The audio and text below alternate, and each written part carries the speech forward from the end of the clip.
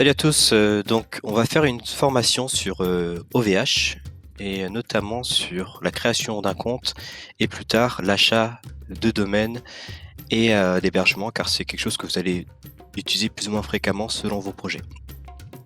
Alors OVH est un fournisseur de services web, donc de domaines, d'hébergement, de stockage, cloud, de télécom. Ils font énormément de choses. Nous, ce qui va nous intéresser, c'est bien sûr la partie site internet, donc plutôt hébergement et domaine dans un premier temps. Pour rappel, le domaine, c'est l'adresse internet que vous tapez pour arriver sur un site internet. Par exemple, pour Google, le domaine, c'est Google, google.fr, google.com, etc.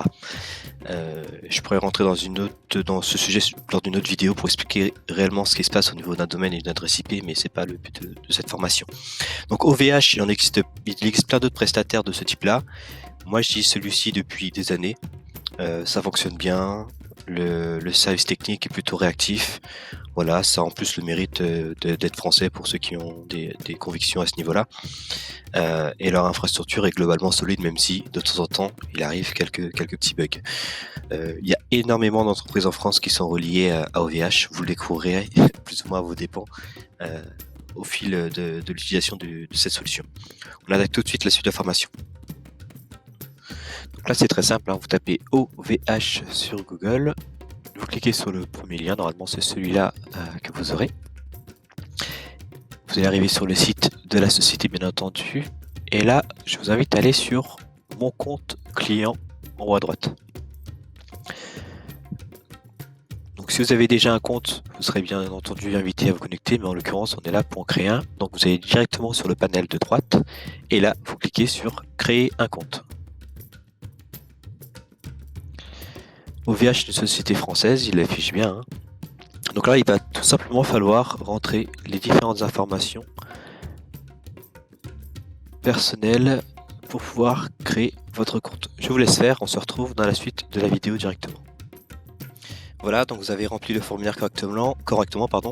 À la fin de ce processus, vous retournez tout simplement sur cette page. Donc là, vous avez juste à rentrer votre adresse mail et ici, le mot de passe que vous avez choisi.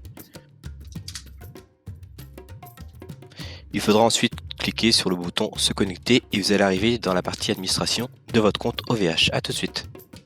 À la fin de votre connexion, donc vous arrivez sur cette page là, donc qui est tout simplement votre espace personnel, l'espace d'administration, appelez ça comme vous voulez, chez OVH. Donc OVH c'est très simple, vous avez à droite la partie login, vous y retrouvez tout ce qui est facturation, vos services, les commandes, les liens de déconnexion.